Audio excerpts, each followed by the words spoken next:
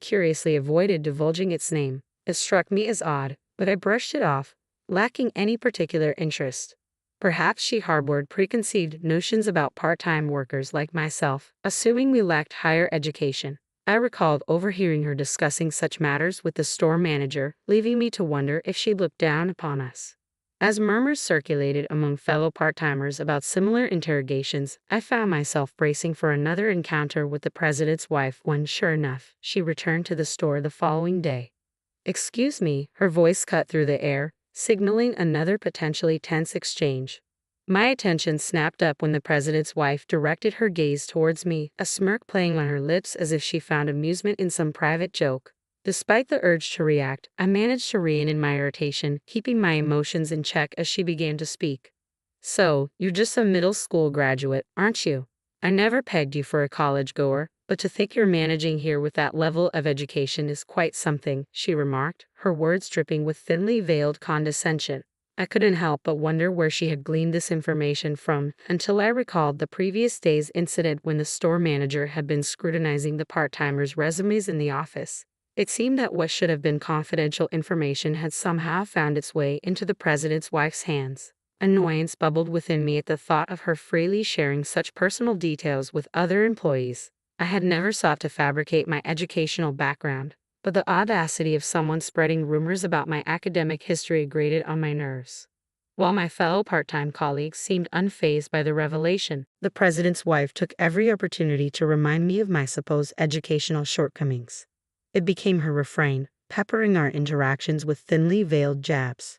"Maybe you wouldn't understand, being just a middle school graduate," she would quip, using my education as a pretext to assign me menial tasks like cleaning. The repetition of her taunts grated on my nerves, feeling a growing resentment towards my workplace. I began to question why I subjected myself to such treatment, feeling increasingly disheartened by her relentless needling. A few days later, when she returned to the store, her mere presence was enough to stir up irritation within me. As I attempted to sidestep her, she caught my eye and gestured towards the cardboard box storage area, an area typically left untouched as it was designated for supplier use. "People like you should be familiar with garbage," she sneered, her words laced with disdain. "Middle school graduates like yourself are just here to collect a paycheck." Her words stung, delivered in the privacy of the back room, shielded from the scrutiny of customers. It was a deliberate attempt to belittle me, a reminder of my perceived inadequacies in her eyes. I had always managed to endure, especially since most interactions occurred in the bustling sales area. But on that particular day, the weight of my pent-up frustration became too much to bear. "Excuse me, but I believe I earned my paycheck for diligent work, regardless of my educational background," I interjected, my tone laced with simmering anger. The president's wife appeared taken aback, clearly unaccustomed to such pushback. "If you're going to be here, why not contribute something beneficial to the store? We're never quite sure what you're up to," she retorted, her words dripping with disdain. Ignoring the curious glances of passing colleagues, I pressed on. "And what exactly are you contributing by gracing us with your presence? Chatting with the manager, flirting with male employees and high school part-timers, looking down on the rest of us?" I challenged, refusing to back down. Her face flushed crimson with rage as my words hit their mark. "Unlike someone like you, I have a busy schedule. Coming here takes time out of my day," she shot back, attempting to assert her superiority. I couldn't help but scoff at her assertion. "Do you truly believe that? Neither the employees nor the customers share your sentiment. It's intriguing how some with impressive educational backgrounds prove utterly ineffectual in practice," I countered, releasing the resentment I had long harbored towards her condescending attitude. Clearly flustered by my unexpected retort, the president's wife struggled to conjure a suitable response, resorting to tired clichés. "Do you honestly think you can continue working here after speaking to me like that?" she challenged, her voice tinged with disbelief. Without hesitation, I delivered my final verdict. "Then I'll resign," I declared, refusing to tolerate any further belittlement. In response, the president's wife let out a mocking laugh. "Well, that'll save us on labor costs," she sneered, her words dripping with derision. I returned the smile, nodding in agreement. "Yes, that's right. Good for you," I affirmed before making my way towards the locker room. Inside, I found a fellow part-timer who had witnessed the earlier exchange. I poured out the details of what had transpired, recounting the frustrations that had been building up. "Mary, are you really quitting?" she asked, her expression reflecting the sadness of our shared experiences over the years. "It just hasn't been the same since the manager changed. It feels like we're only here out of obligation," I confided, echoing her sentiments. "With so many people leaving, you'd think they'd hire more staff, but they'd rather cut costs." She nodded in understanding. "It's becoming unbearable. I don't blame you for wanting out." Leaving the locker room behind, I headed towards where the manager and the president's wife were engaged in conversation. Without preamble, I made my intentions clear. "That's it, I'm done," I stated firmly, meeting their surprised gazes head-on. The president's wife chuckled, seemingly amused by the news. "So, the junior high school graduate is calling it quits. I wonder where someone like you will find work," she remarked, her tone dripping with condescension. I refused to let her words rattle me. "Even if I have nowhere else lined up, I won't be coming back here. I'll return my uniform next week. Thank you for everything," I declared, feeling a weight lift off my shoulders. As I exited the supermarket, a sense of relief washed over me. The following week, when I returned to return my uniform, I found the store abuzz with commotion. The manager was being berated by irate customers near the cash register, suggesting some sort of transaction error. Despite the chaos, I felt a sense of peace knowing that I had made the right decision to leave. With my resignation already settled, I made my way towards the office to return my uniform.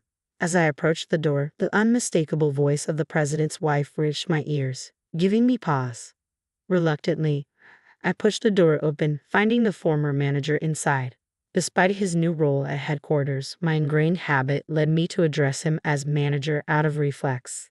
It seemed the president's wife had been engaged in conversation with him, but she hastily departed upon my arrival. "What happened at the register?" the former manager queried, his expression troubled. He proceeded to inform me of a spate of recent complaints at the store since my departure. With a cascade of resignations following mine, the store had been left scrambling to cope with the sudden exodus of part-timers and student workers. Though the manager attempted to fill in on the sales floor, his lack of familiarity with basic tasks like stocking shelves and operating the register led to a litany of customer complaints. Today's incident, however, involved a particularly embarrassing misstep. The president's wife, while conversing with a male employee, was mistaken for staff by a customer. Brushing off the inquiry, she exacerbated the situation when the manager inadvertently disclosed her true identity, sparking further discontent among patrons. As the register area swelled with customers, the absence of experienced part-timers compounded the chaos.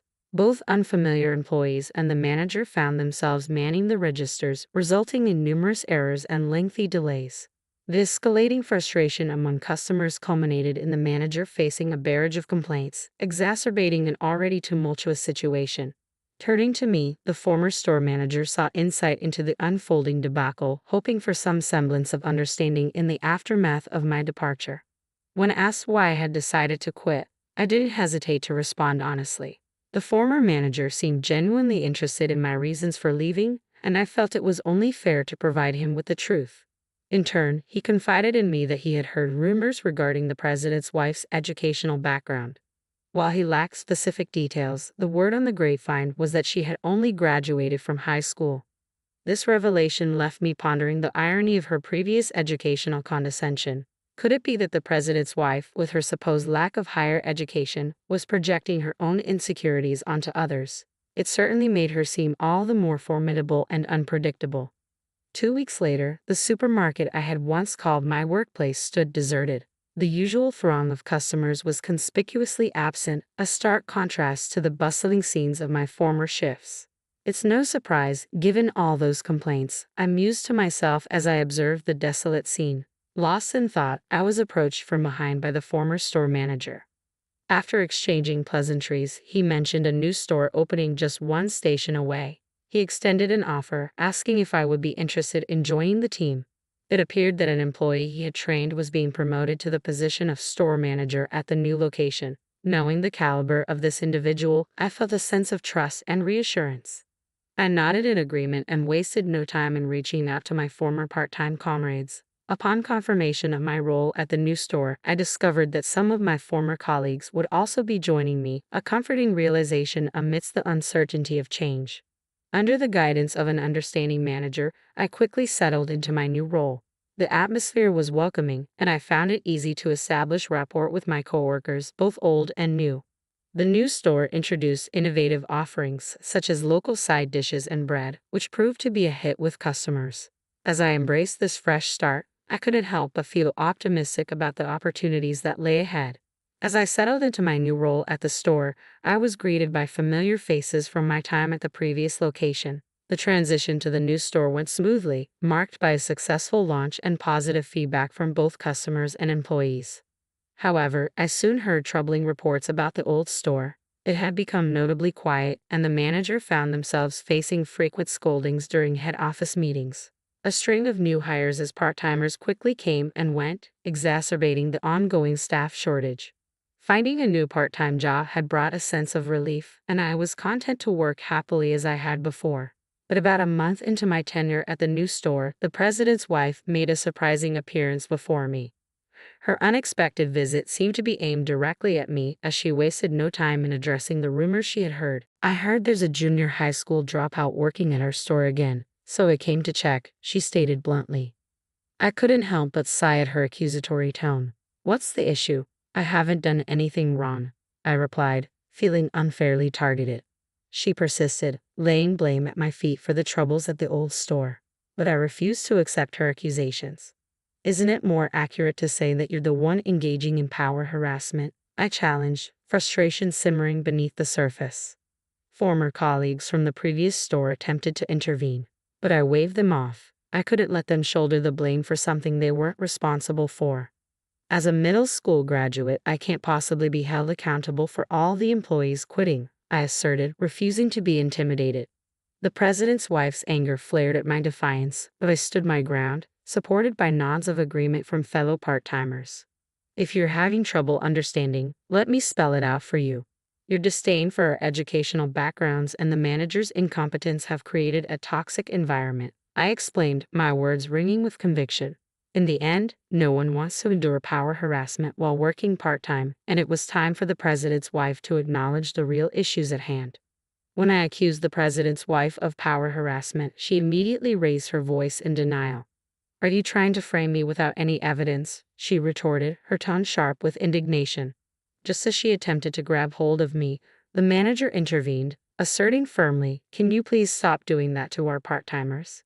Despite the risk to his own position, the manager stood his ground. "I am the manager of this store, and it's my duty to protect the employees. I will fulfill my role, whether you're the president's wife or not," he declared, earning applause from the other part-timers. With a resigned sigh, I reached for my smartphone. "I have evidence of power harassment," I stated calmly before playing a video. The footage showed the president's wife berating another part-timer at the previous store, clearly demonstrating a pattern of abusive behavior. As more part-timers stepped forward with their own recordings, it became evident that we had all experienced her mistreatment. "We're going to sue her," I announced, met with resolute nods of agreement from my colleagues and the manager. Furious at the manager's defiance, the president's wife impulsively fired him on the spot. But to her dismay, I revealed that I had recorded her dismissal as well, ensuring the manager's protection. Realizing the depth of her self-inflicted predicament, the president's wife attempted to flee. But before she could escape, I confronted her one final time. "There are more important things than education, aren't there? Sometimes humanity matters more than society," I remarked pointedly, causing her to pause. "How did you know?" she muttered, inadvertently admitting to her own insecurities. With her self-destruction complete, the president's wife retreated at a speed I had never seen before. In the aftermath, we pursued legal action against her, armed with solid evidence and the support of fellow part-timers. As news of her misconduct spread, similar complaints emerged from other stores, leading to a reckoning for her behavior. Forced to confront the consequences, the president demanded she repay her debts by working. It was a satisfying sight to witness her laboring angrily at a nearby drugstore, a fitting end to her reign of mistreatment. With a trustworthy manager at our helm, we continued our work with renewed dedication, free from the shadow of power harassment.